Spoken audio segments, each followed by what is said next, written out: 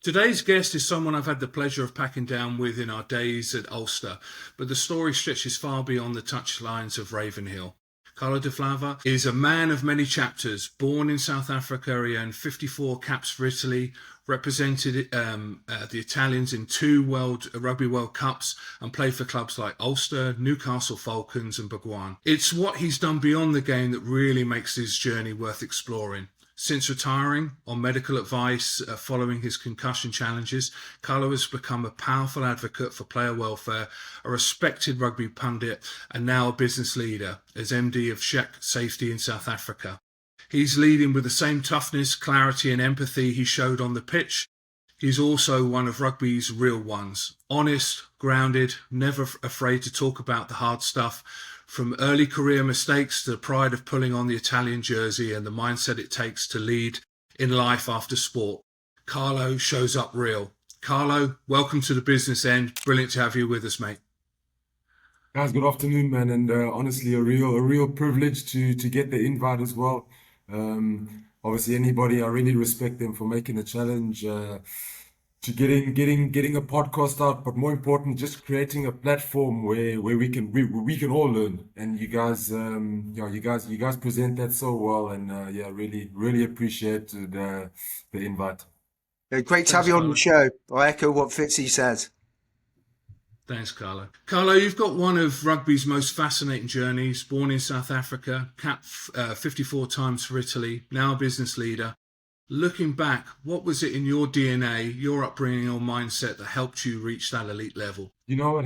It's if you look at it from the outside, you can kind of see, okay, listen, how's it possible that somebody born in a small city in Eastern Cape can end up playing international rugby for Italy of all places, you know?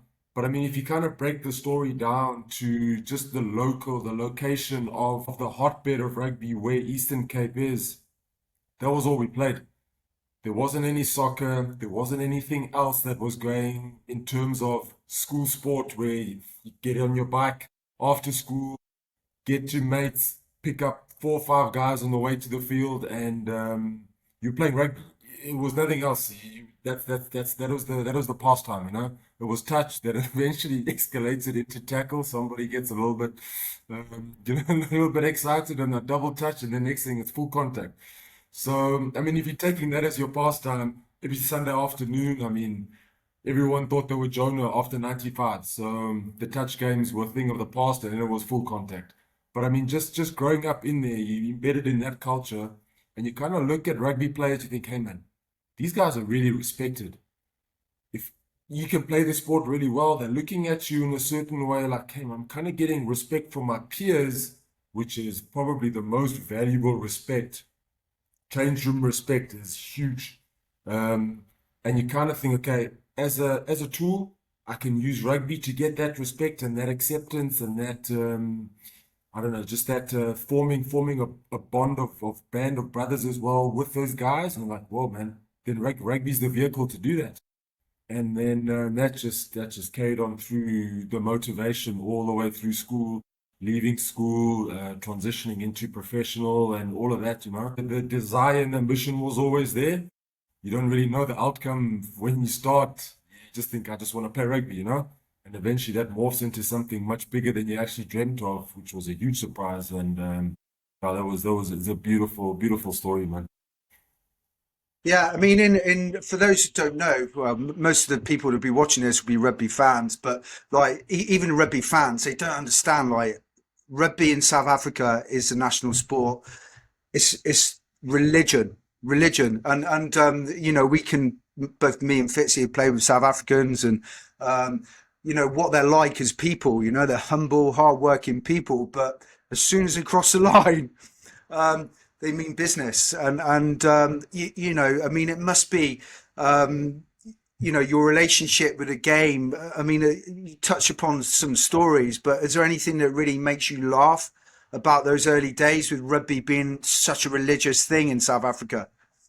You know what? So many stories come to mind, but I mean, like the funniest ones actually when when I started playing for Italy. Obviously, you come across guys that we had.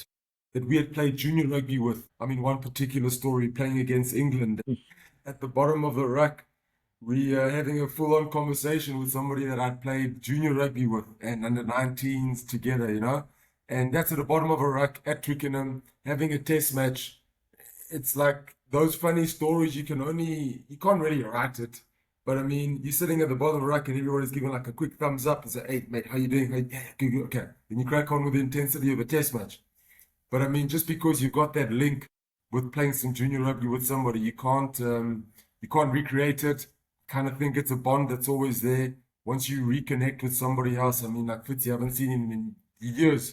And it's just the same, like I've been sitting next to him, listening to one of Mark McCall's team talks or one of the coaches' team talks, sitting next to him, watching Fitzy take all the notes in the world and trying to creep over and see what he's making notes on. It's that type of connection. You can't substitute it for anything, you know?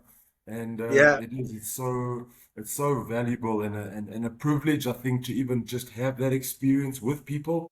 It's there's kind of like an undertone of connection that never ever disappears, that nobody really talks about. You can't really put your finger on what is it concretely. Everybody just knows. You just got that look. Yeah, I got you, mate. We played together. I know you. No, it's something very different. And yeah, it transitions yeah. or transfers globally and over time, as you said, we haven't spoken in quite some time, but it's like we were sitting next to each other back in Newforge, and it doesn't matter where you are, how long it's been, you just pick up those conversations. There's a great brotherhood in rugby. Yeah, and just going back on that point, two things. Number one, perhaps a bit more light-hearted. Were you speaking Afrikaans to this English rugby player at the bottom of the ruck when you're playing against him? Both of us in English. My Afrikaans is terrible, and his was just as bad.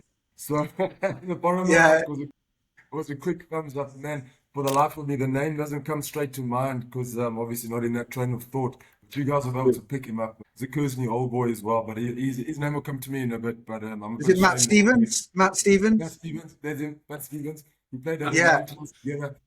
yeah, And yeah, it was very quick. It was a very quick meet and greet to the bottom of the rack, and then off we went, you know. So yeah, it's special there. yeah. I mean, I must say, when you play in South Africa, because I remember Matt Stevens got a bit of stick playing for England against South Africa, and it must be quite hard. Um, Yeah, it, he yeah, took but he took some heat. The guys were kind of, and especially more the traditional South African yeah, Afrikaans guys were like, hey man, who's this guy? And it was quite a new thing for guys to kind of transition from South Africa to overseas, especially to England. And mm, it wasn't, Shame he took some proper pressure from it. You know, I was kind of more incognito because I had Italian surname, Italian mm, name. I mean, I wasn't really only played like for one representative team in all my mm. career, you know, with basically one provincial and one national. But yeah, and he was quite a famous guy. I mean, everybody knew who Matt was. You know, everybody knew him. Great scrummager, good guy as well. So yeah, Good he took player. he took on Peter. Yeah, yeah. I mean, we'll shift gears now and talk about the coaches and mentors who shape your journey. But before Fitzy comes in with a question, obviously, when you were playing for Italy, you got a South African coach as well. In Nick Yeah, Mallett, was he? I presume he was your coach he did. as Yeah. So well. Nick was actually our last coach that I played under when we were in Italy. And Yeah, man, yeah, I always tell the guys, Nick speaks two languages, English and rugby. yeah, He's such a mastermind of the game and mm, so influential in teaching players. Fine, there's the tactical side of things. There's obviously your player fundamentals that he was really good at, but it was the game sense and the game craft that he really, really instilled in the guys. And in the yeah, sense that was, for instance, your source task, for instance, at a scrum or a line out, if you don't get that right, he actually illustrates the knock-on effect of that error throughout multiple phases that could then lead to either a yellow card, scoring a try, positive, negative. He gave you that sense and he really put huge emphasis on it, on how important your source skill was. And by him doing that, you actually focused on your core skills, which then if you've got 15, 23 guys doing that, all of a sudden you've got a huge fundamental platform and base to then the guys express themselves with those moments of excellence. And, you kind of like set yourself as a net that you can't fall through. And he was Yeah. really massive on that. And more than any of the other coaches, that was his biggest influence, I think, on us as Italian guys. And just explaining the game in such a way, because he's got such a great understanding of it. And anybody that can explain something complicated really easily for forwards to understand, he's got a really good grasp of it. So he was really brilliant with that. Yeah, I've heard he's a talented coach. And as we've mentioned there, you've been coached by some great leaders in the game: Nick Mallett, Mark McCall, Dean Richards, amongst others. What stood out to you about their leadership styles, and what lessons stayed with you long after the final whistle? You know what? One that really been so lucky. Just with I actually looked back on this a few weeks ago. Like just what coaches have had like a really good influence and impact on the career as I went through it. And man, I was so lucky to get exposed to some of those great coaches. I mean, if you name Nick Mallett, Mark McCall, Dean Richards, you got John Kerwin, first Italian coach. Every single one of them had such a big influence because they were just such superstars at their game, as well as successful coaches as well. And I mean, you couldn't have asked for a better array of coaches to have influenced your career and guys that you to play for as well. Dean Richards, for me, he was somebody he was incredible in terms of man management and winning the change room. You would play for Dean with all your heart, and you would run through 5 brick walls if it meant that you got a nod from him after the game. That's how much respect he had from all of his players, all of his coaching staff. He was unreal.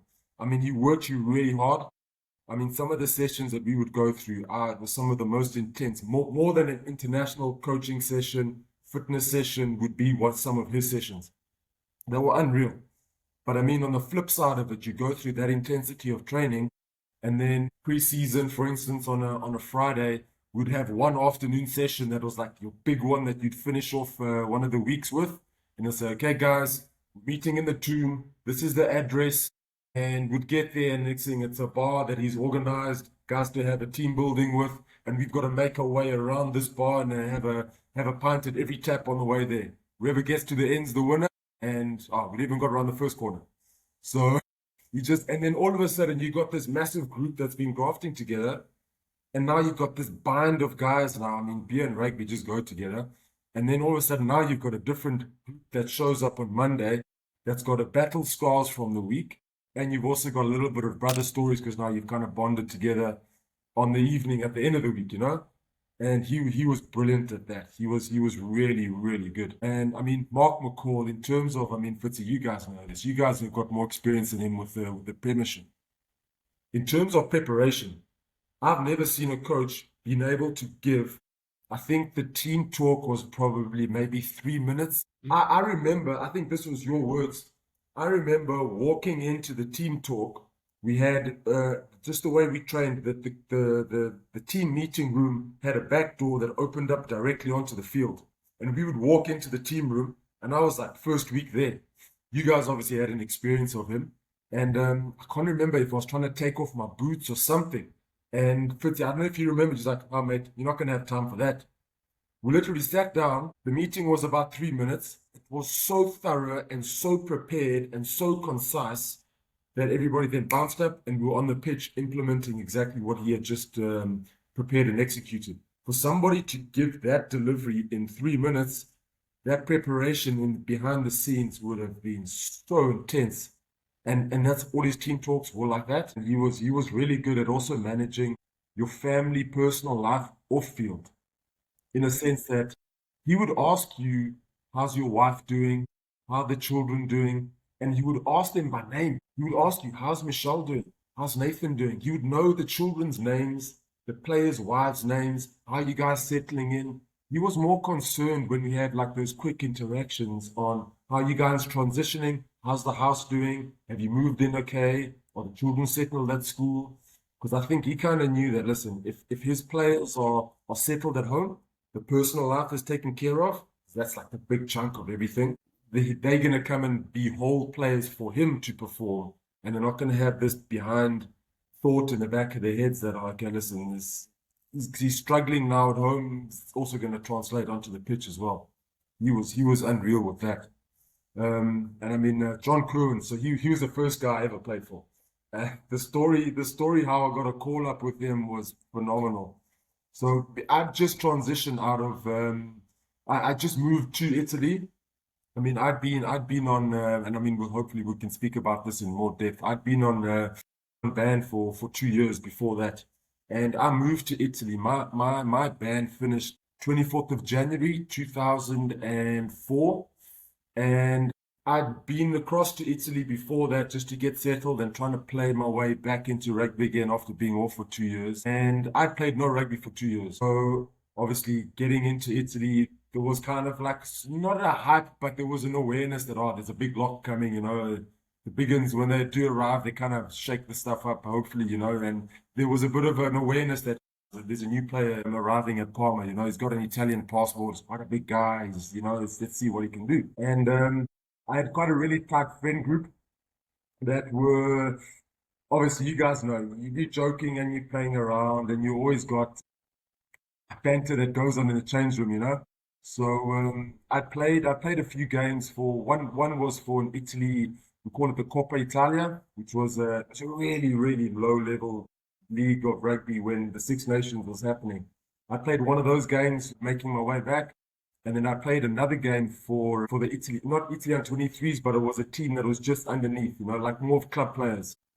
Played those 2 games, and it went really well. Was back in the mix, playing with a lot of junior guys, and we were seniors then. And next thing, I pick up my phone after one of the training sessions, and I see there's a voice call on it.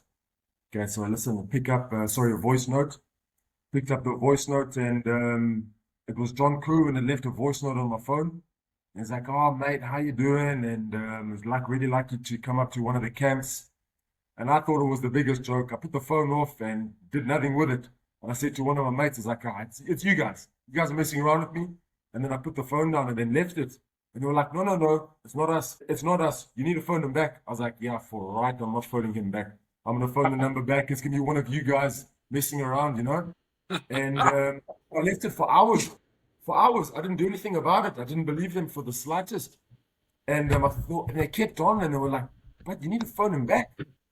So I was like, "Man, are you guys for real?" I phoned him back, and Truce Bobby answered the phone, and we had a full-on conversation about how he wants me to come up to one of the teams, join them on camp. And funny enough, they were playing against Ireland at Lansdowne Road. And he said, "Come into camp, see what it's like, just be exposed to it, and if you're really interested in exploring and playing for Italy, it'll be something we'd really like to bring into some of the systems." Man, I was taken aback. I couldn't believe it. It was like not even on the cards to try and play international rugby at that stage, Man alive, and Truce Bob, and that was it. That was a call up into the team to come and join the group for that week. I never played. I was just in the stands and just getting integrated into the group. And then they had a few injuries in that same game to the locks. So he said, "Mate, I think it looks like you're going to be on the bench." I was like, "What do you mean on the bench?" And it was the Wales game the next week after. And I mean, that Wales team was just littered with superstars.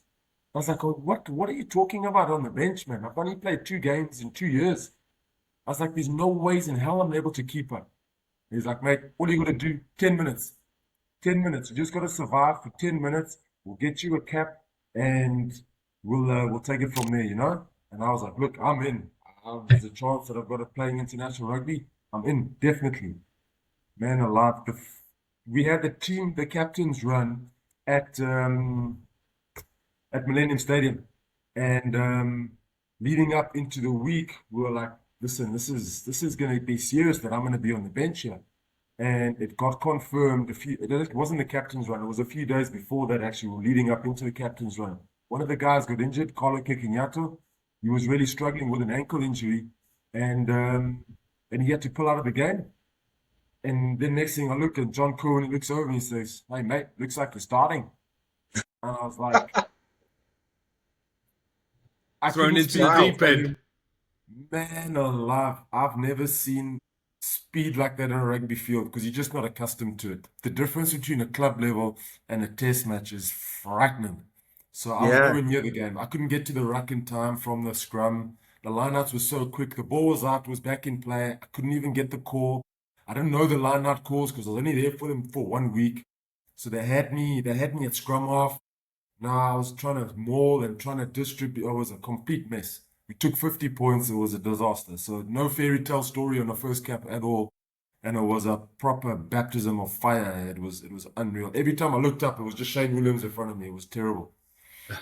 It's actually That's a some. remarkable story, though, because really it's all about never giving up. Because, like, you've gone from being banned for 2 years within 2 games, you're playing international rugby. It's pretty remarkable. Just going one thing, everything that you said like resonates. Like me and Fitzy talk about this a lot, and a lot of elite performers like yourself. What they always mention empathy with the coaches. And it seems like all three have that. But I just want to go back to Dean Richards and ask you. Sorry, Fitz, I'm going a bit off piste here with this question, but I've got to ask this about. You say you respected him. What makes you respect a lead? What does a leader have to do to get your respect? You know what? He was so truthful. His words matched his actions, and he was always consistent with that. So Yeah, what he said to you in the change room was the same thing that he'd say to you in a team meeting. And it'll be the same thing that he says to you after the game in front of everybody. There was never any variation or incongruency with what he said. And somebody that speaks the truth, the body never lies. And that will come through in your personality, in your posture, the eye contact that you make with the players, the eye contact that you make with the staff. Everything is just in alignment and it's congruent. And people are really intelligent. And there's an inner sense when you're dealing with somebody that's truthful, that's got a warrior code about him. He's got an ethical nature. He's got huge respect because of how he played, how he managed, how he dealt with his staff as well. Because that's also a huge thing because you can't speak to players one way, but speak to your staff differently. So he just created this massive team of players and group that wanted to play for him. And there was a complete match. It never faltered, and he was somebody. I mean, I was chatting to him just on LinkedIn messages a few years ago. Pick up the phone, have a chat to him. He's there. There's a response. He was just somebody that you would literally put your body in the line no matter what. Things were broken. He would say, mate, don't worry about it. Sit out this session. I know you're going to be right for Thursday. Get you up again. And man, you would just get your body in amazing places just so that you can get that respect from somebody that is so well respected. He was, yeah. he was phenomenal for that. And he was a man who would speak with a voice which was very unlike his persona, because he was so polite and quiet and softly spoken. It must be quite unnerving at times, because his voice never changed. But going on to like Ulster and your time there at Ulster with Fitzy, is there anything that captured the team culture also, or something that just gave everyone a laugh? You know what? One of the first, and Fitz, you know who I'm talking about. One of the first, obviously, we're arriving in Ulster in the summer. We had just finished the World Cup 2007, so I got there a little bit late. And funny enough, we had like a spell of great weather, and it was the first time I heard the phrase more than 500 times. Man, it's roasting today. And I was like, okay, so that means it's hot. So we're walking into the showers, and it was one of our first sessions. We're in the showers, and we're standing there, and then I look across at one of the guys, and right above, on the top of his glute, there's a red hand, and it says "Made in Ulster." And I was like, okay, got a real understanding of where I am now, and the culture of the team, and just the passion, the complete passion, and just utter surrendering yourself to something that's bigger than yourself, being the team, but also being that connection to the team that was very, very unique to Ulster. Nowhere else did I experience that connection with team, family, city, everybody, all as a tight group. It was incredible, and it was really, really special. Yeah, I Yeah. would concur that. And beyond that, it's a big family. I've never, I think you're concurring what my experience as well, and anybody else that's come to the province, they welcome you in, they make you feel part of it, and as you say, it's something bigger than the individual, than the group. Putting on that white jersey with that red hand. Let's talk about what it's meant to wear an Italian jersey. You came from an Italian family, but grew up in South Africa. What did it mean to you to represent Italy, and how did you handle the pressure of carrying the national expectation? Oh, but you know what, hey, so our great grandfather, Italian guy, he was one of the engineers that was working on the rail line in the Eastern Cape, and they built the rail line from East London, coastal town in the Eastern Cape, and they built it inland, and they stopped in Mthatha, and where he's, I think, I don't know if it was a work contract or whatever it was, where he stopped, that's where he stayed, and you've got this Italian influence within a small little community of people, which was quite unique in the time because of the foreign influence. Wasn't really that much of a thing in South Africa then, obviously, with everything that was going on. So having that European influence in a really traditional Xhosa South African heritage was very, very unique. So we've got really strong ties with the Italian family, but we've also got just as strong ties with the Xhosa African family as well. When you blend those two, it's extremely unique, because it's not something that you say, they're not even similar. They're not even remotely connected geographically or anything. So you've got this huge blend of different cultures that are both really, really strong. So you're kind of carrying the expectations of both at the time, you know? And my dad, I mean, he was so passionate about Italy and his heritage and Italian. It meant so much to him and the family that there was somebody that first of all just traveled to Italy. That was his family. It was huge. Just to get there alone he was so proud that you did something to get yourself to Italy, you know? And let alone playing for Italy as well, which was for them, I think it was so huge. And carrying that motivation with you was really, really great fuel when you get those days and you're like, man, I really don't feel like doing this job for this day, which it happens to everybody. But you know that it means so much to so many people that are not within your frame of reference right now at that point. It gives you like a reset point to say, okay, listen, man, it's not just you. You also got the whole family that's looking at you as well. So you need to show your best because you're representing them as well as you are doing yourself. So having that with you, it's great fuel, great motivation, and it carries also extreme pride as well. And when you do get it right, it's really, really fulfilling. And it's quite easy for your head to get a little bit bigger and get the ego to grow as well because you get all these, the pride and everybody saying, wow, well done, well done, well done. So it's really important to keep grounded and stay humble. But I think rugby will keep most guys grounded if you're scrumming and rucking and cleaning and doing all the dog work most of the time. It does have an effect on you. So man, it was a really, really proud moment of getting that first cap. It was very, very special.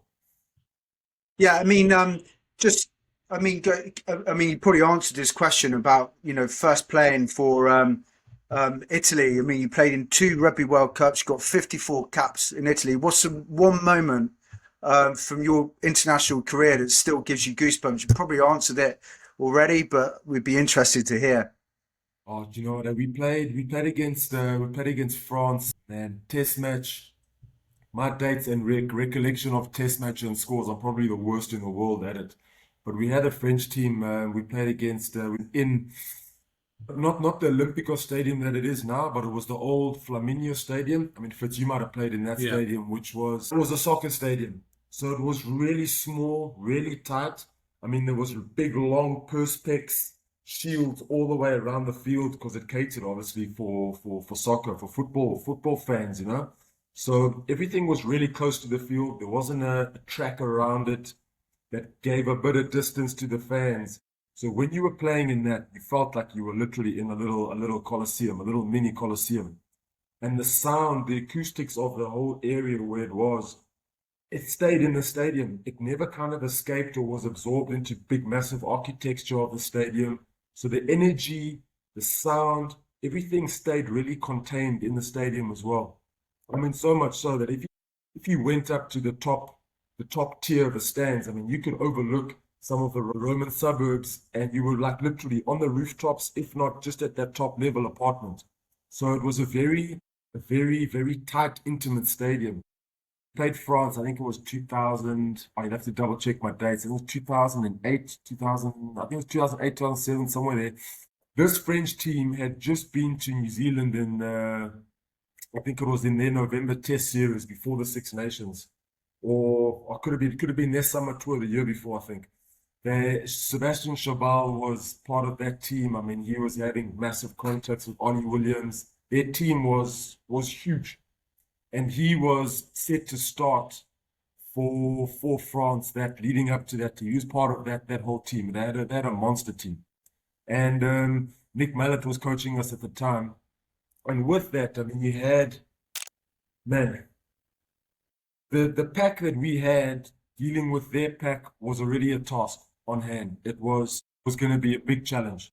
And the speed that they had in the backs, that was a whole nother challenge on itself. We would have had to play so way beyond the best game that we had played leading up to that test match.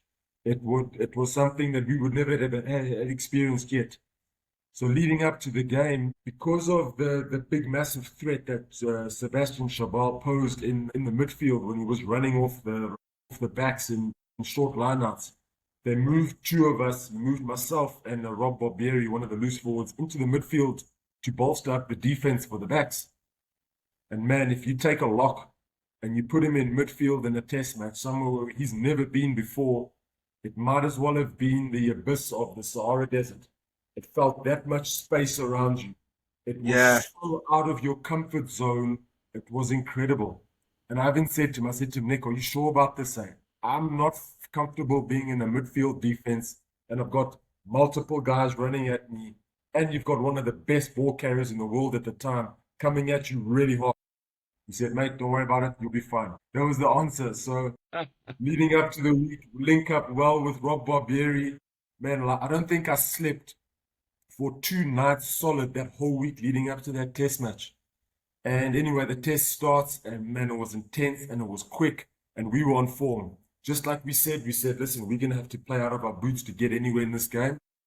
And they weren't quite on it, and we felt that straight away from the first few contacts. And then all of us had that same feeling, well, it's on. We can do this. The score stayed really tight the whole game. Our kickers were kicking. Nico Burgomaska was hitting his kicks. Andrea Mazzi was on form as well. He was coming in from fullback, breaking the line, scored some great tries. And right at the end of the game, we're like, man, this is a belief. We're going to win this game. That's how close. And the score kept going. And we had a scrum on the 22 inside our half to finish off this game. And we were off our legs completely. We really were. And they were coming at us pretty hard. And the ref, he was not for his life going to blow a penalty for France in that moment. I think he also kind of had a sense of what was going on. They kind of had the upper hand on us, and they kept resetting the scrum. It did eat a bit of time up as well. But man, that victory against France in Flaminio was one of the best ever. I think that for me will go down as my best Italian memory, hands down, hands down. Yeah. And I mean, that's an amazing experience. I mean, eventually, though, all these big games and Sebastian Chabal running at you at full pelt, it catches up with us, and we have to face that moment where we have to make the transition away from sport. We can dig into that now next with Fitzy. Yeah, as Moose says, you were time it came or alluded to, it came on medical advice after repeated concussions. How tough was that decision, and what helped you recover purpose after rugby? I mean, we've Moo and I have spoken about this, and collectively, and with a lot of other people. It's tough, you know. Being a rugby player becomes very much part of your identity, and transitioning out of it is a challenge. How was it for you, and how did you deal with that challenge? Oh, that transition, to be honest, funny enough, there's still some days right now where I still kind of feel like I'm still transitioning. I don't think it really completely goes away. And I kind of just accepted that, okay, you're not going to change all of that parts of you. It's part of your story, it's part of your DNA, and you kind of want to keep it because it does form such an integral part of who you are. I mean, Fitz, you know what I mean? You guys know, you guys have also transitioned out of professional sport, professional rugby into the great wide world. And it just obviously the way it happened for me was slightly unexpected in a sense. It wasn't so much the concussions on my side, but it was more the neck issues that I had. I had a few discs that had to be, well, there was one disc that had to be replaced. There was a surgeon just before the 2011 World Cup. I got injured. I played my last game for Italy against Scotland in that year, and man, the neck at that stage of the Six Nations was so bad. I couldn't even feel my left arm. I mean, I took a big bang against England, and the arm just went numb. Like you think, okay, it's a stinger. Oh, I'm gonna get back, and then it just never came back. It's like, okay, 2, 3 minutes later. I mean, you guys know with the stinger, it's gonna come back. It's gonna come back. Man, that thing stayed numb, and I lost the feeling in my thumb. And I was like, ooh, okay, this doesn't feel right. Finished the game and then nursed it during the week. And you're like, okay, it's going to be all right. It's going to be all right. Played against Scotland. Man, one of the first big hits that we had in the game, and it just knocked me. I laid down and the physio came in and the arm wasn't moving at all. And that was it for the game. Eventually, when they did some scans and everything, they found out that it was a herniated disc in the neck and it was pushing against the nerve, and it was causing obviously the nerve to not recover really well, transferring through the brachial plexus. So anyway, long story short, found a surgeon in France that it was very good, familiar with that surgery. Did the surgery in France, did all my rehab, and the main goal was obviously to get back into the 2011 the World Cup team with Italy, and hadn't played any rugby. I mean, in that time, you're recovering from surgery. They took a piece of my hip, the top crest of the hip, and they fused it and they made a new disc and they put a titanium cage in it. So that fused up really well, nice and strong, and got back to activities. But obviously the strength wasn't there. But that rebuilt afterwards. Italy were quite patient with me in terms of getting back into rehab and then back into the Italians, the World Cup squad for preparations. And man, made the team by, I didn't know that I was going to make that team because I hadn't played any rugby before that. It was literally me in rehab. So fortunate enough to make the team. And the first test match back was back at Murrayfield for a warm-up game before we went across to Australia, before we went across to New Zealand. And yeah, I was like, okay, the last game was, yeah, the first game back. So it's definitely a mental test to just check yourself and see how resilient you actually are, and learning how to stay in the moment for a lot of working. That's psychological pressure. That, man, that was the most, for me, the most psychological pressure I've ever been under, to try and get yourself back and experiencing the exact same thing that you got in the same place where you got injured so badly, and the next thing you find yourself trying to get your body back in again to play in a test match in that exact same place again. So the mental toughness that you get exposed to in playing professional sport is you can't recreate it at all. And that was that. So yeah, that was an intro. You know, that was one transition. Kind of phase it in between before neck operation and after. And I mean, after such a big operation, I was never quite the same in terms of playing. It took me a long while to get back into playing really hard rugby again. So by the time I arrived at the Newcastle Falcons with Dean, I was kind of better. I was better prepared, and the body was ready to get back into some good rugby. And we played in the championship. We got back up into the Premiership the year after, and then by that time the body had gone through so much that it had given up. So they found, yeah, it was the neck that was causing issues again, and this time it was nerve stuff tracking through the brachial plexus on both sides. That was an issue. And they said, look, you can fix it. They can. They've got a machine that can nibble away at the ribs like really high up that are causing the issue. I was like, oh no, man, that's too much. I've got a young family at home. There's a bigger picture here, you know. And that was the first window that opened to to life after rugby. And I was kind of a year and a half behind my transition. It came a year and a half before I was expecting it. So in terms of setting up stuff past out of rugby, I was kind of caught unawares and unprepared. And there was insurance things that had changed quite a bit in there. So that transition from rugby out of rugby it came quite abrupt, which, you know what, in hindsight was actually kind of a blessing because it was like somebody just pulling the band-aid off and you were in one space 1 week and quite literally a week later you were in a completely different space and your new life had started. And there was no break in between for me, which was kind of a fortunate thing. It happened so quickly. It was mid-season. I mean, you guys know there's nothing stopping a premiership team. The machine keeps moving, you know. There's nobody that stands in your way. You get replaced the moment you put your hand up and say, okay, guys, time out, I'm done. No problem. Who's the next guy? And we kind of expected in our sport. It's what we kind of signed up for, you know. You wouldn't really expect the team if they didn't, you know. It's like, well, of course, it's the team. Get the next guy in and win the game, you know? So, and then you got to transition and you gotta find your new identity pretty quickly because if you don't find your purpose really fast after that transition, you kind of find yourself in this no man's land, kind of wandering without really any goals or purpose or target that you're trying to get to. And it can be a very lonely place. And I think then that's when the mind will start playing tricks on itself. And the mind eats itself and creates something bigger than what is actually the next task to deal with if you don't have that purpose defined really well. And it took me really long to do this. It took me a long time to find my purpose after rugby. So I think that kind of made the smoother transition psychologically a bit longer and harder than if I'd found that purpose a lot earlier. Or just finding that, I don't know, how can you say, that intention to find your purpose after rugby a lot quicker. And it's something that I try and speak to the guys as much as I can to when they are leaving rugby.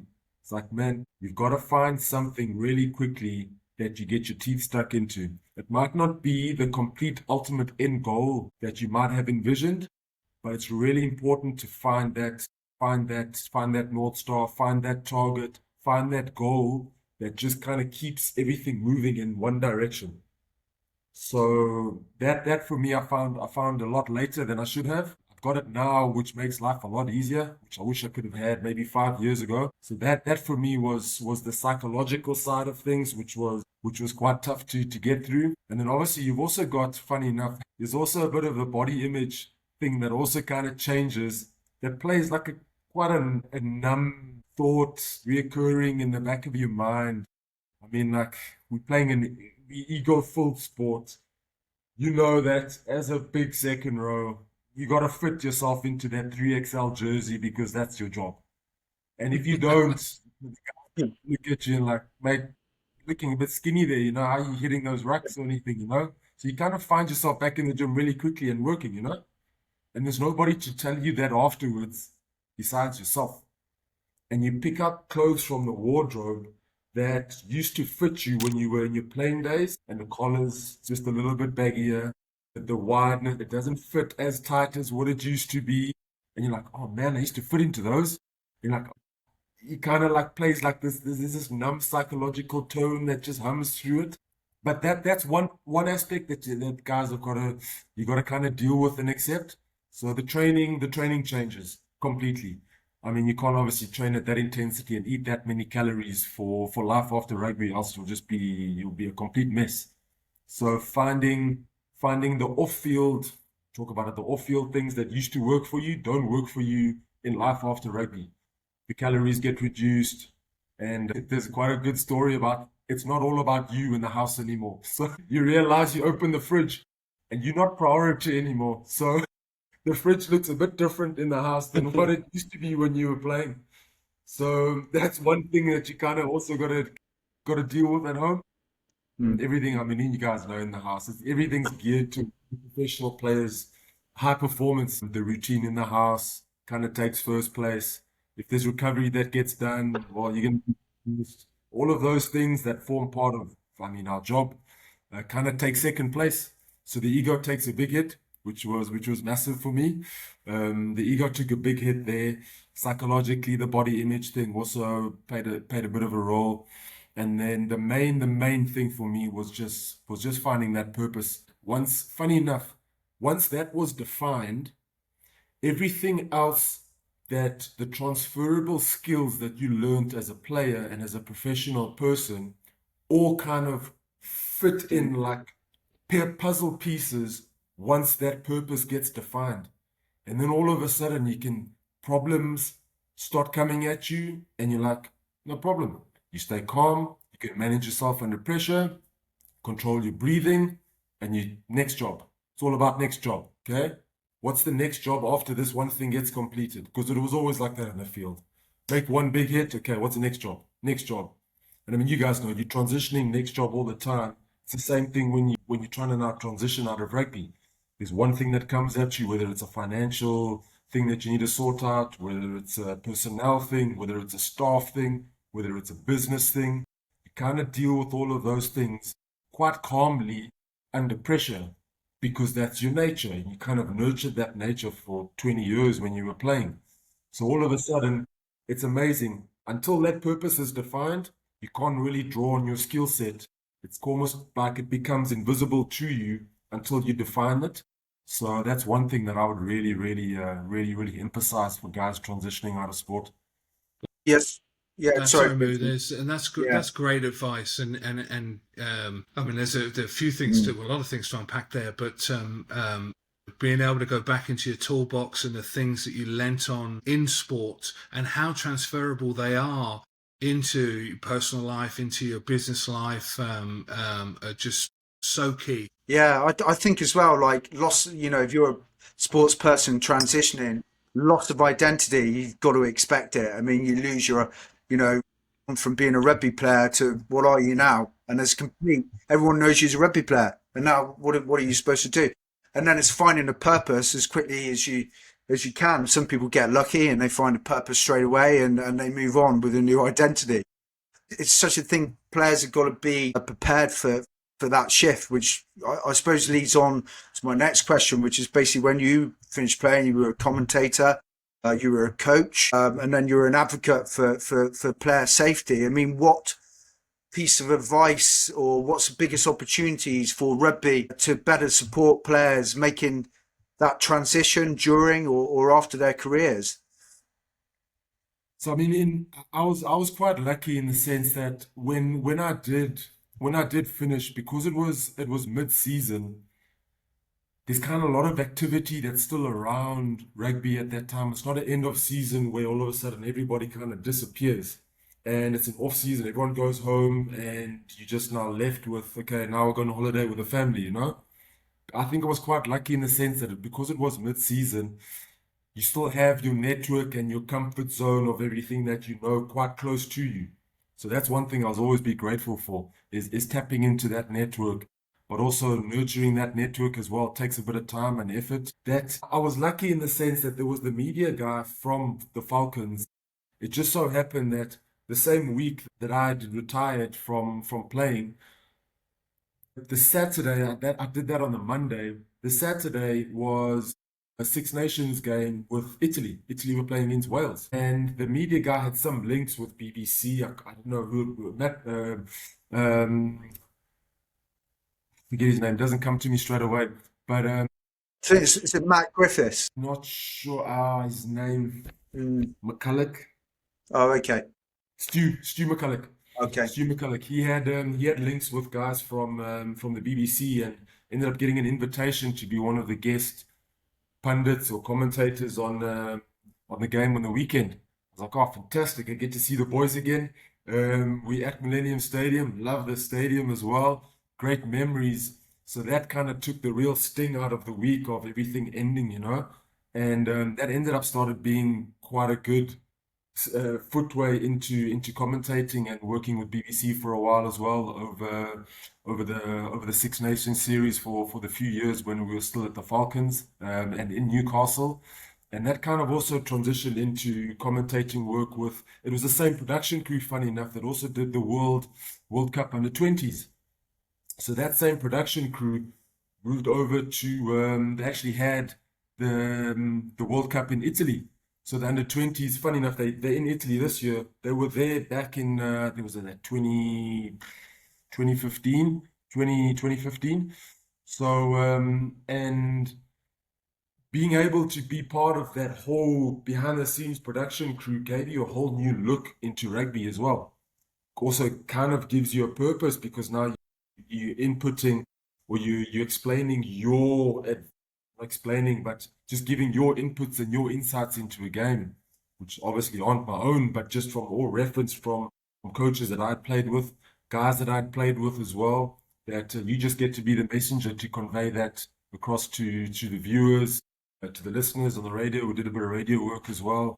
So a lot of that was such a great transition out of rugby and into something that was still kind of rugby as well. So that was huge. And I mean, that under 20 World Cup, they had quite a big drive and awareness campaign for anti-doping that year. And I mean, what a perfect fitting for me to go and speak to. I mean, we spoke to some of the South African team. Damien Willems, the guys that are playing now were part of that under 20 group that we had spoken to at the hotel in Parma. And went across to the Italian guys, had a good chat with them and just creating some awareness behind anti-doping and just the pitfalls with it, but also just the psychological motivation that could be behind it. That's kind of motivating you to do that. So that awareness campaign that they did was just slotted perfectly in the same time that we're doing the commentating.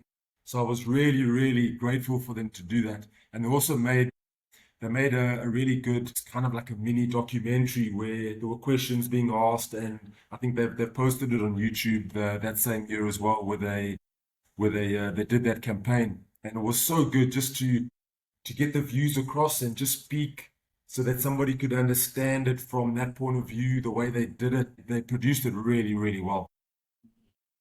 It was actually a real privilege to be part of it because of just the way they did it. It was so insightful because they asked some really hard questions, which I love being asked because it's important for people to know what goes into that thing, because it's kind of like a shady subject. Nobody likes to talk about it. There's a lot of shame that's associated with it. There's a lot of just ignorance really that also is associated with it that nobody talks about, that causes a problem. So it was so good. It was so good for them to bring that out and awareness, and it was really good. They marketed it really well.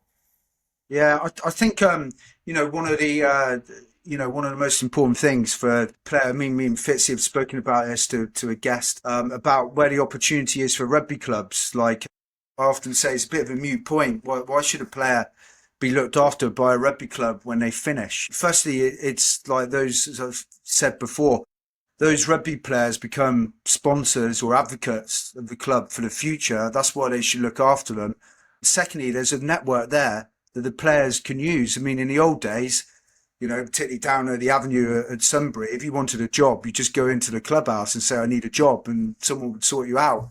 And there's a massive rugby network there that the players, should be tapping into, and the club should be allowing it or encouraging it.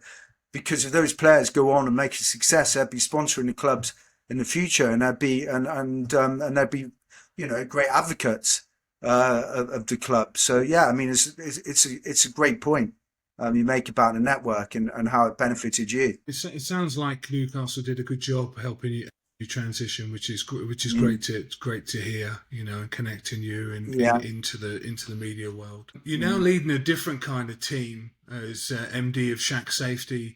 How have your experiences in professional rugby shaped how you lead in business? But you know what, hey, that's this little business. Honestly, it's part of there's three branches of Shack Safety. There's the big massive Shack Safety up in Johannesburg in South Africa, and then there's two separate branches on the coastal regions. One in Cape Town and then one in KZN where we are here. And myself and Michelle's the operations director. Michelle, my wife, is the operations director.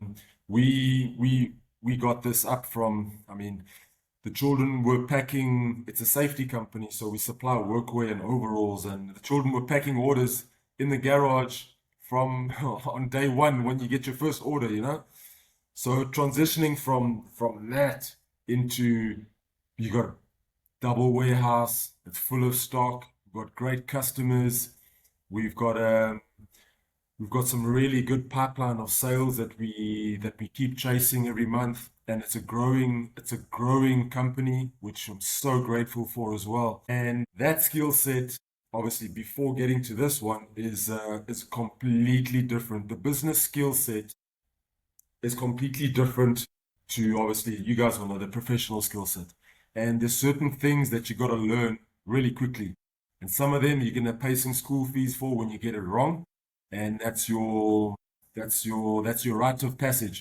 And sometimes they sting because it's an expensive mistake. And bet you don't make those mistakes again, especially when it touches the pocket and it hits the business bank account. So there's a lot of those lessons that we've learned pretty quickly. And you know what? There's also such a massive taking that you can pull from rugby and the way that managers have managed us really, really well, that you implement and apply with some of our staff. And if there's one thing I think, and Dean Richards would be somebody that would really draw on here, is having grace. And I mean, when I'm talking about, you giving somebody grace and also accepting grace as well. Because when we played under him, there were some bad games, some really good games. He was constant. He would never be massive overreacting about a mistake. He would just take it in his turn, and he'd know that you do better next time. And he'll tell you, he'll say, it's a mistake. Your intention was to do that. Just do it right the next time. Man, did you want to do it right the next time? You really didn't want to disappoint him. And I really hope that I've kind of used some of those tools with our staff as well, in the sense that if there is a mistake, it's not something that they want to intentionally do harm to the business. It's just a clerical mistake, or it's something that they've just not been completely presence of mind in that moment that's caused the error, and it's fixable. You absorb the mistake, doesn't take a big reaction, give the person a lot of grace with the mistake, just like they're going to give you a lot of grace when it's time for you to see your mistake. So if there's that one thing in terms of leadership, it's that. It's giving and receiving grace with errors and mistakes that just stop the reactivity levels from spiking, because obviously whatever spikes, the backlash that comes from that is now you having to repair a relationship with one of your team, which takes a long time. And you kind of lose a bit of trust with them, and they're going to kind of fear not exploring something out of initiative the next time because they've been lambasted about that mistake that they've done the first time. So you want to kind of keep that initiative open and not keep them in their shells because you're such a hard leader, and keep them pressed down with errors and fear of making mistakes. So that's definitely one thing that we keep in the company. All the directors do that. All of the directors have got a really good empathy with that, because they know mistakes happen and everyone's going to make them at some point. So just having that grace run through it just keeps everybody at a mellow tempo. That's Yeah, great advice. yeah, no, it is great, and it comes on really to, I suppose, the next point about, you know, is you want employees. I mean, you talked about your leadership style and your empathy, basically, towards staff, and how that motivates them and gets the best out of them. But do you find that when you recruit staff, are you immediately drawn to characteristics of people that are professional sportsmen who will take the feedback and will respond positively? Is that what you look for? You know what? When we started employing staff, yeah, funny enough, I know it's going to sound really counterintuitive, but we actually said we don't want to look for sportsmen or somebody who's been in that environment first, because we've been exposed to such great leaders. We can transfer a lot of our skills to somebody who's never ever experienced that type of leadership ever, or given a chance ever, first. And all of our staff have been, I think there's actually all four of them that are with us at the moment at this warehouse.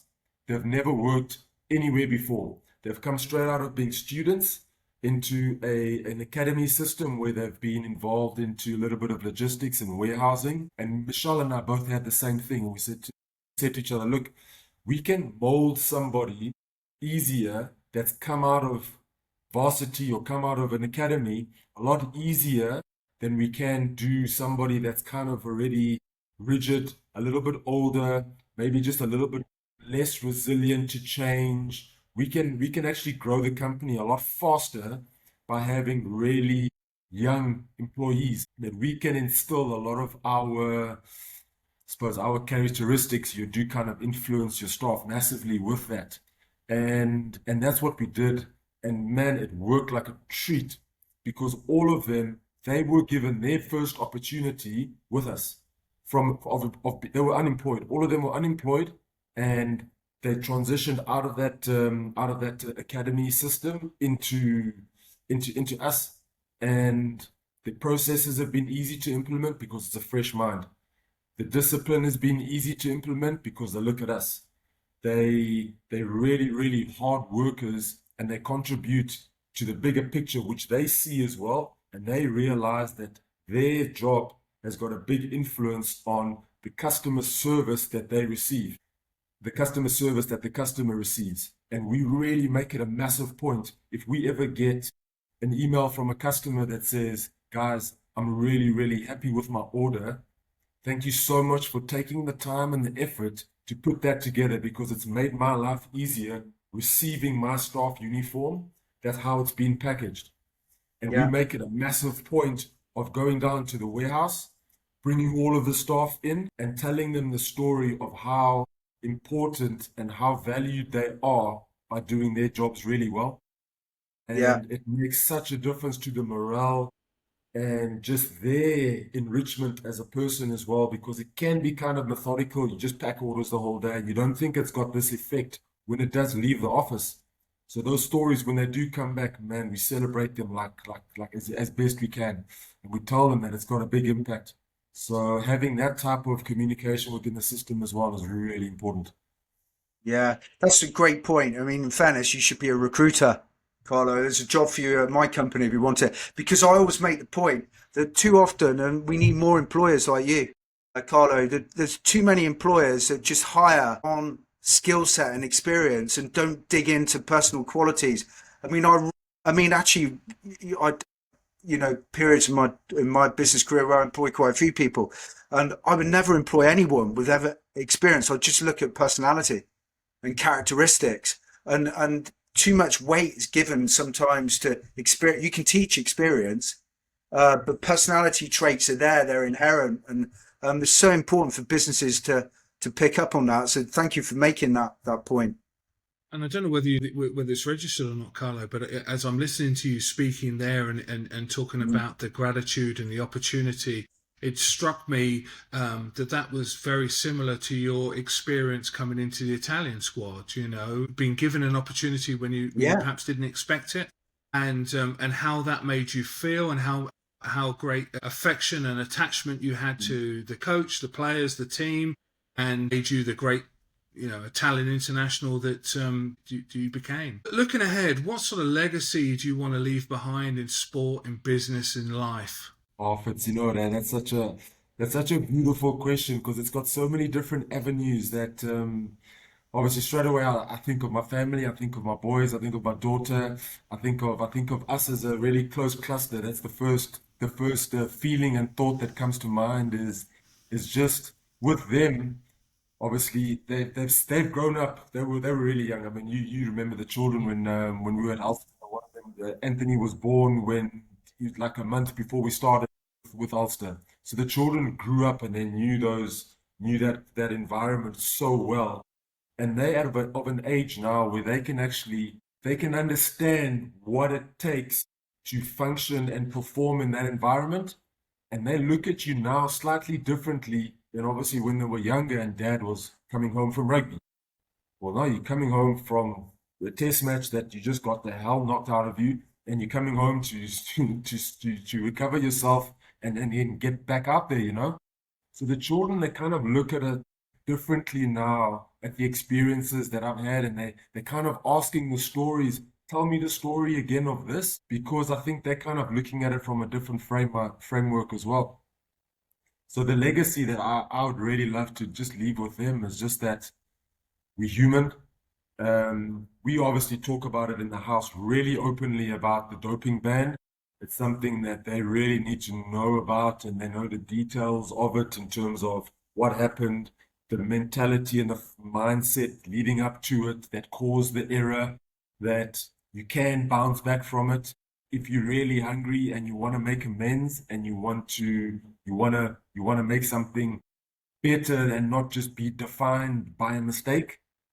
They got to know that, and they've got to feel it, they've got to live it, and who better to be as the example? I think in this instance, I'm just kind of the messenger here, giving them a bit of life lessons, you know. But if they can understand and they leave house just being a really kind, humble person that is understanding of people being people, that you make mistakes, you need to give and accept grace, and having just a little bit of more resilience than the average person will get you really far. And having that little bit of grit that will take you a little bit far, and having, really important, is the discipline to play all of those things out, because the motivation comes and goes, it waxes and wanes. But if the discipline is instilled, motivation is not even a question. You don't need to motivate yourself to get up in the morning to go and do that thing that nobody wants to do, because it's been instilled in you as a habit, and it takes discipline to instill the habit. So the boys and my daughter, they know that. It's easy. Make it a habit, then your brain doesn't need to remember to motivate yourself to do it.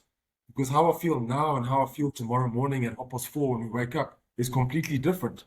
So once it's a habit, the motivation gets taken out of it, and then you just need to add a little bit of grit to it to keep repeating it, so that you can bounce back and build that resilience for when it faces again. So, and that's the ethos, and that's the theme in our house. I mean the boys and the girls, everyone in the house, we kind of, it's where calluses on the hand get celebrated, and you get teased for having DOMs because you haven't really trained much. So you got a delayed onset muscle soreness because you're kind of unfit. So when the DOMs get teased in the house, and you get celebrated for having calluses because, you know, there's some work that's gone into those, you know. So that's a legacy at home that I'm really, really so proud of, that you can never substitute, because that they see you every single day breathing it.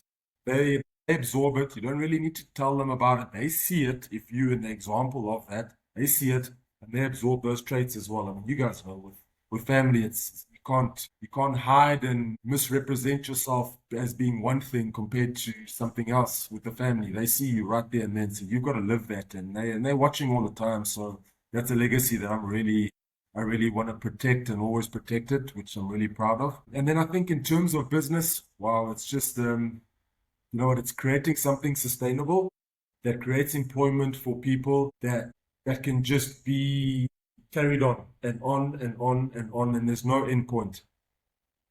That for me is my ultimate goal, that you can create a business system that I don't have to be a part of, that can sustain employees, that have families, members linked and attached to that. That's my ultimate goal, and it feeds my family, it feeds their families.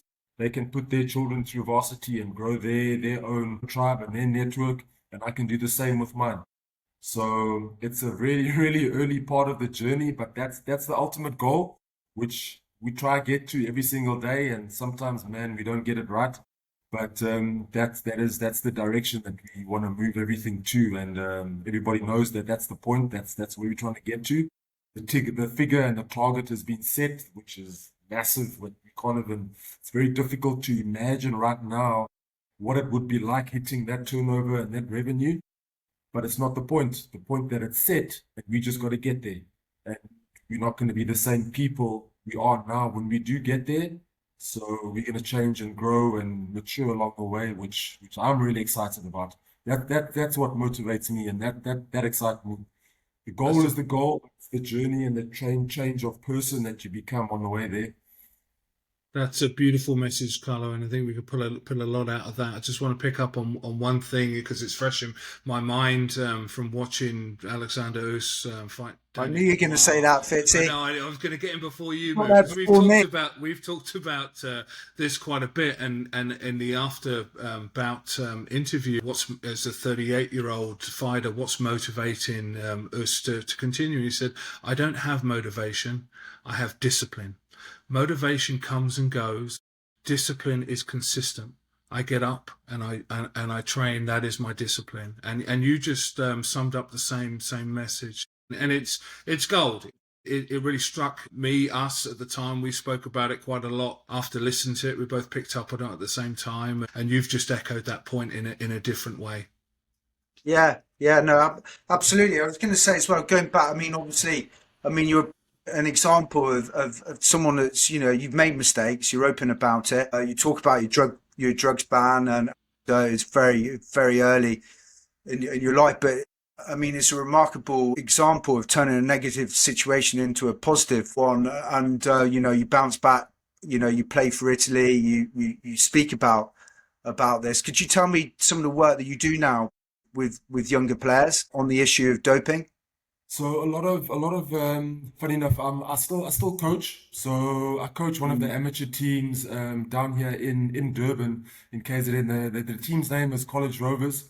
They're a fantastic group of players. I mean, it's a really unique group, and I've been coaching them since 2019.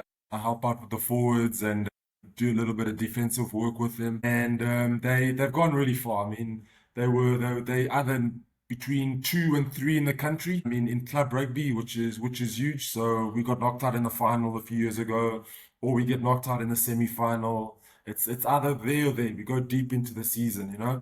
And the group of players, I mean, they're quite resilient themselves, because you find an amateur player, there's a true love for the game, because there's nothing monetary that's motivating that guy to play besides wanting to be part of a team, to be part of a group of guys that have got the same objective, to have a platform or a stage where you can express your masculinity and go and smash things and break things and have a beer afterwards and have a few chats, and to see that as the motivation to play rugby. Wow, man, it just brings everything right back down to grassroots, and it gives you a little bit of the purer parts of rugby that I think motivated all of us to pick up a ball and start playing.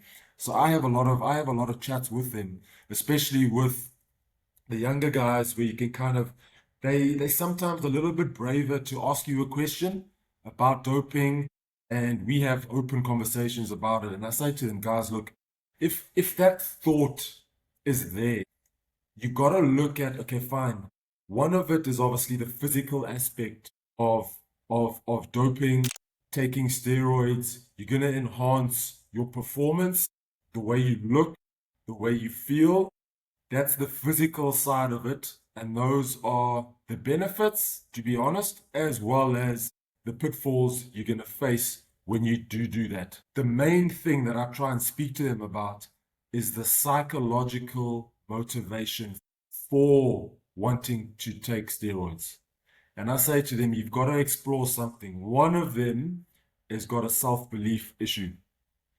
There's something that you're looking for externally that you don't think you have internally that's going to make you better or faster or stronger or more resilient. So that is step number 1. Step number 2, it's linked to self-esteem. And there's a self-esteem issue that you need to explore that's motivating you to want to look for something that's going to make you bigger and stronger, whether it's physically, whether it's wanting to look in a certain way to impress somebody else, or impress girls, or impress women, or just trying to impress the guys that you're associated with. That's the more critical pathway to go down, and try and ask yourself some really hard internal questions. Do I have a self-belief issue in what I can achieve?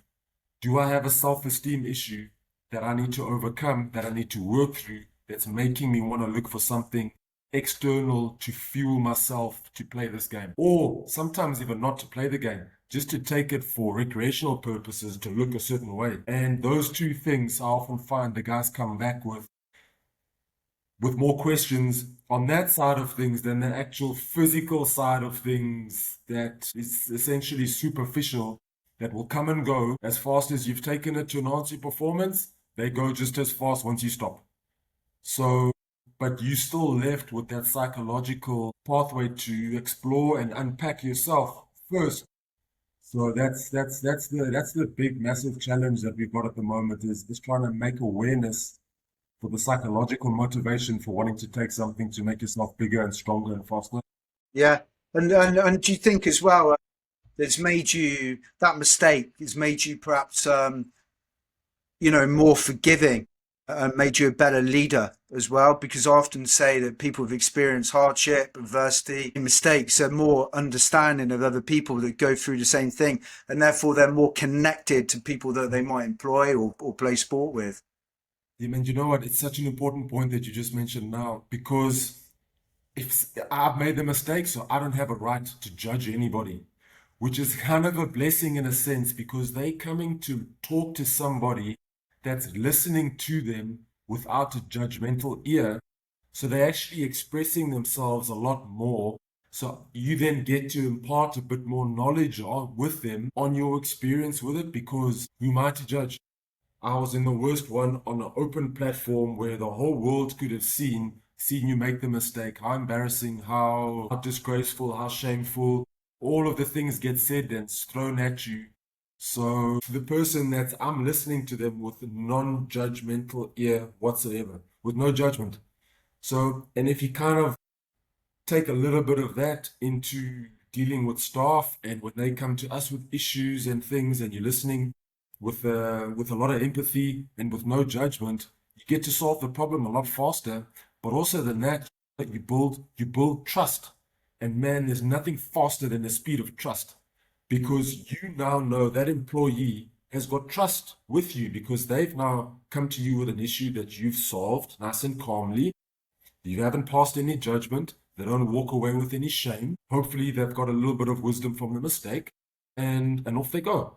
And then we can start again. So you've got that channel of communication that stays open the whole time, and the trust stays really, the trust in it stays strong, because essentially with the relationship, that's the only thing. Once you start eroding at that, and I've been at the cause of a lot of trust issues, name as many as you want. So relationship, anything, it comes and goes. It's all part of, I think, being human. So I think if somebody's just cognizant of keeping that thread within the connection, keeping that thread within the communication and the connection that you have with people, it's something that you need to protect. Yeah. So I try and look at it from that point of view, just to not cast any judgment, and hopefully it does a good job of just being a bit more empathetic. Yeah, yeah, no, I mean it's fantastic, and fair play to you for being open about it. It says a lot about your character, actually, and stuff, because you probably get asked the question a lot, and you're using that experience to like positively impact other players as well, and stop them making mistakes. So I'd say hats off to you. Well, Um, well, and I think yeah, also there to pick up. I mean, again, yeah, absolute full credit to you yeah, for the work you're doing and explaining it and fronting it. But also, you touched upon it. We all make mistakes. We're all human. It's part of the human experience, right? And owning them is part of growing as a person, and having that humility to understand that other people make mistakes, and being there to support them and get over it and move forward. And that's all part of life's rich tapestry. yeah, yeah. And I mean, we always, everyone, as Fitzy says, everyone makes mistakes, but it's how you bounce back Hmm. from those mistakes, is whether you learn from them or you go on and repeat. No, I'd say I think it's fantastic the work that you do. So well done on that. We always end up the show. Fitzy's given me some quick fire questions, which I apologise in advance, Carlo, because I'm going to have to read from script. But we always finish with this question, and it's like, what's the best advice, one piece of advice that sport's ever given you, and how it's helped guide you through your own life? What would that be? When it's low, don't stay there for too long. And when it's high, come back as quickly as you can. There's a beautiful green belt that you want to try and stay in. And that's where the magic happens. It doesn't happen when you're right up top, and it doesn't, well, sometimes it happens when you're really low because sometimes it's a catalyst to wake you up and bring you there. But the sweet spot is just in that middle, not too high and not too low. So I think sports give me that lesson a lot of That's times. that's great, Carlo. Because all of it, when you were saying that, all I was thinking is saying that is a great quote. We're gonna have to clip that and put it on an image somewhere because it's like a really good quote actually. But, I mean, going into the quick fire questions. So, like, sorry, I'm having to read these off. I definitely know Fitzy's written the first question. One word your teammates would use to describe you, and do you agree with it? Fitzy said. Well, I kind of classify it as donkey or hard worker. My job, I mean, our job when we were playing was doing the hard grind, and Yeah, I took a lot of pride in doing that hard grind as hard as I could. And man, I think it created a lot of respect with the players in the change room. That man, they look at him as like, he's gonna get it done. If it's gonna be hard, he's gonna be in the front. If it's going to be ugly, he's going to be there. He might not be there when they score the try in the corner and the wings are there and there's a lot of pace, but you know he's had some sort of effort to get it done. And yeah. I think grafter would probably be the word. And yeah, if they did have to say that, I think I would agree with it. Well, let me put Fitzy 100%. on the spot. Do you? I think. Do you agree with that, Fitzy? I do. I mean, I think you're being humble. I mean, you know, Yeah, my recollection of our time working together. I mean, you always had a smile on your face. I mean, that comes across in your personality. But you worked hard off the pitch. You know, with your researching the opposition, your analysts of opposition on the training park, and you know when it most mattered on the field. So 100% grafter. Of it. And you know what, you're quite kind in the sense that you know what, as a lock, if we get some extra meters run at high intensity, majority of the time it's not your own doing. It's probably because you're not pushing as hard as you should because the prop's actually doing all the work. So I had a good scrum sessions behind Fitzy. So saved my legs on a few of those muddy, wet Raven Hill Friday evenings where the pitch Those just Friday wasn't nights could get responsive as wet. much as okay. What's the biggest lesson a tough loss has taught you? Sport or business? Your. There's, you know what, I've had the more recent one was, well, I say more recent, it was about 5 years ago when we first started the business. We got a reference from a really good friend of ours that was transitioning out of his business into something different, and he was their current supplier. And they made the meet and greet, and I mean, this was a big company. They had, I mean, for us at the time, was a big company. They had, I think it was like 450 staff members, and they, in the proposal in the meeting, the introduction was made, and we left that meeting thinking, man, we've got this. We've got this order that was going to come in. And obviously, not all 400 were on site at the same time, but there were some contract workers, so the order would have been pretty big. And we got the vendor application, we filled the vendor application out, we got it submitted, and it was rejected. Wow! And I was properly shocked by it, not thinking that we'd lose this order or not get this job. And because we had just started out, it was going to be in my mind, this was the first order that's going to get us set up and off we go, you know? And man alive, not getting that order was the biggest blessing I think we've ever had in this business. And it's kind of counterintuitive because you get to reflect back on it now.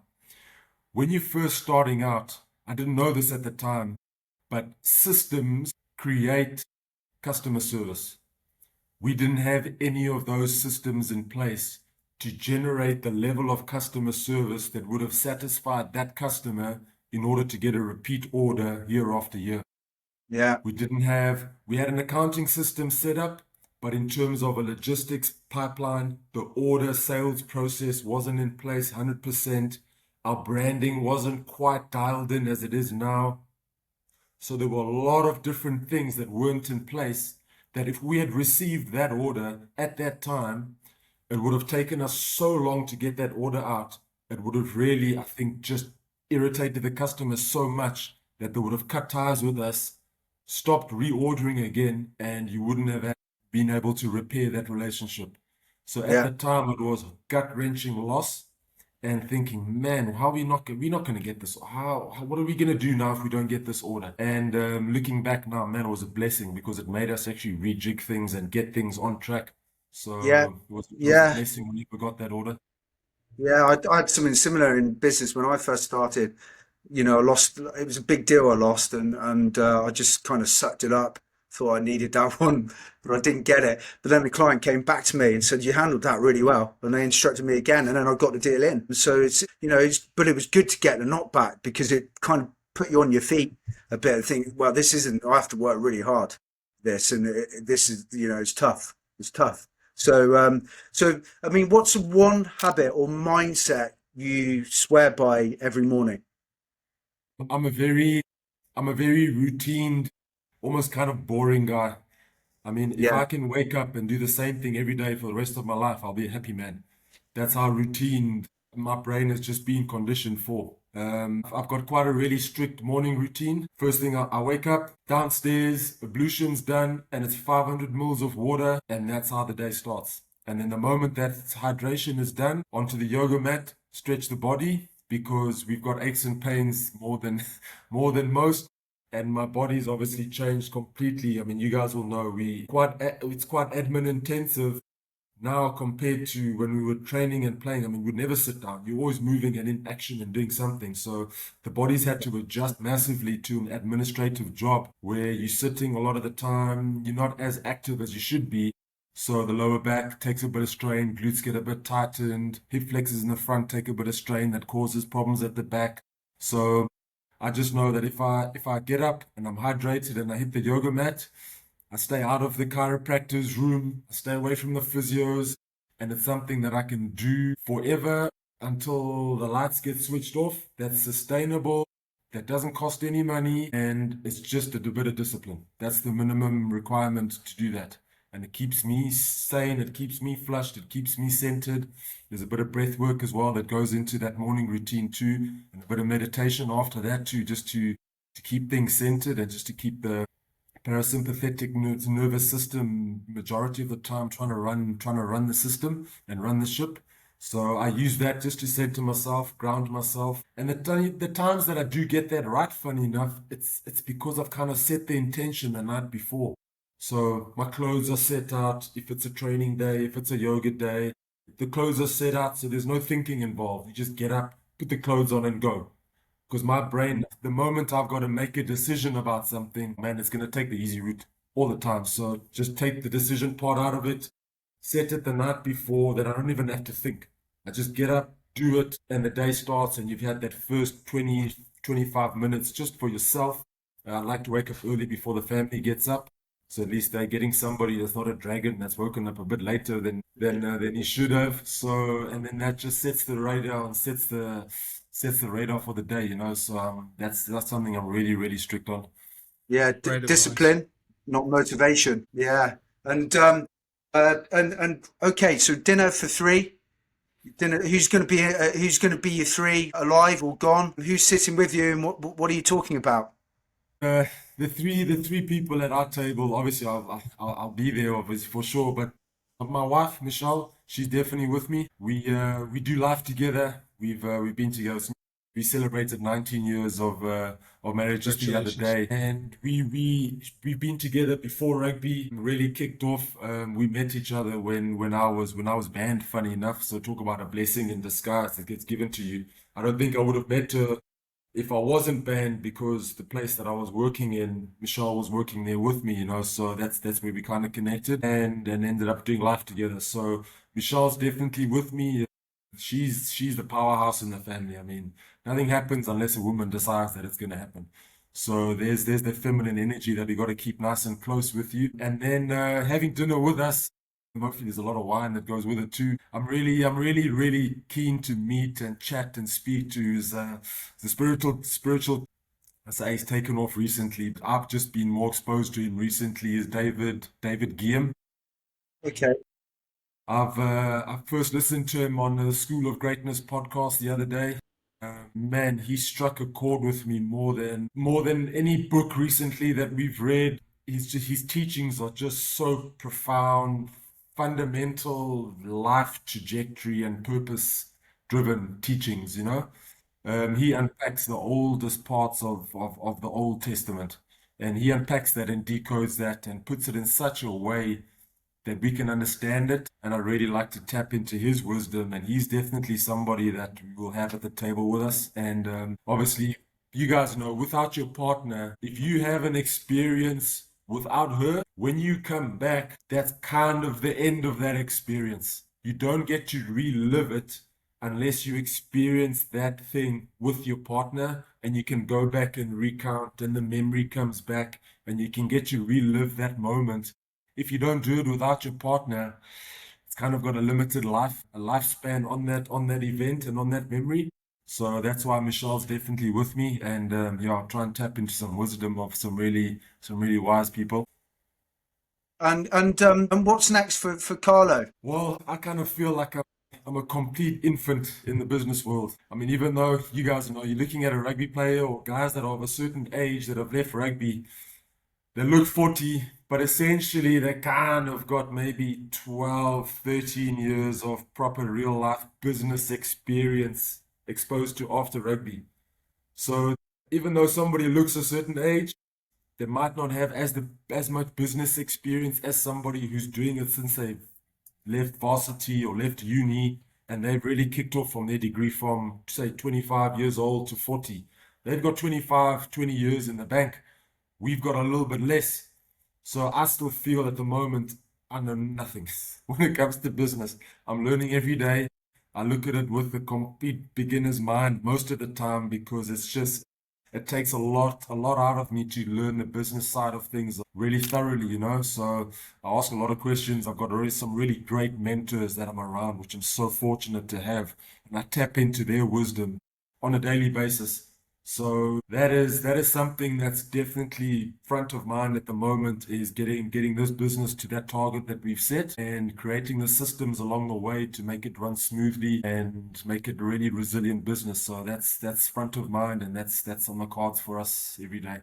Yeah, I mean, it's been an absolute pleasure listening to everything you said, and we've learned so much. I mean, it's been great having you on the show.